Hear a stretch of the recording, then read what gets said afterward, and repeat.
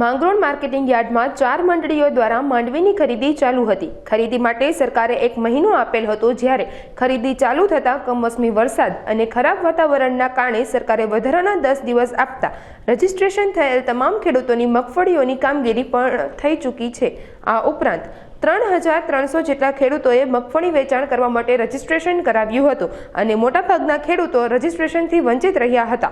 હાલ મગફળીની ખરીદી પૂર્ણ થતાં મગફળી ટ્રકો મારફત અલગ અલગ ગોડાઉનમાં મોકલી આપવાની કામગીરી શરૂ કરાઈ છે। માનસી ડોડિયા ગુજકોમાં પ્રતિનિધિ તરીકે પીએસએસ મગફળીની ખરીદીમાં મારી નિમણૂક કરેલ છે માંગરોળ સેન્ટર ઉપર। એમાં મગફળીમાં ખાસ કરીને 3360 જે રજીસ્ટ્રેશન થયેલા એ તમામ ખેડૂતોની મગફળી અમે પૂર્ણ કરેલ છે અને જે તે જથ્થો હતો એ જે મેપિંગ પ્રમાણે ફાળવણી ગોડાઉનમાં થયેલ ત્યાં એ જથ્થો પહોંચી ગયેલ છે અને આજની જે ખરીદીનો બાકી જથ્થો છે એ કાલની તારીખમાં રવાના થઈ જશે અને એ પ્રમાણે ખરીદી અમે પૂર્ણ કરેલ છે। સાહેબ, ખાસ કરીને માંગરોળ તાલુકામાં ખેડૂતોનું ઓછું રજીસ્ટ્રેશન થયું, આ બાબતમાં શું કહેશો?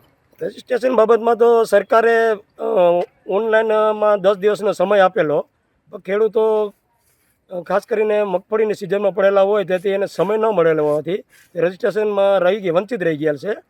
પણ જે કંઈ ખેડૂતોને રજીસ્ટ્રેશન થયા છે તમામ ખરીદી અમે પૂર્ણ કરેલ છે।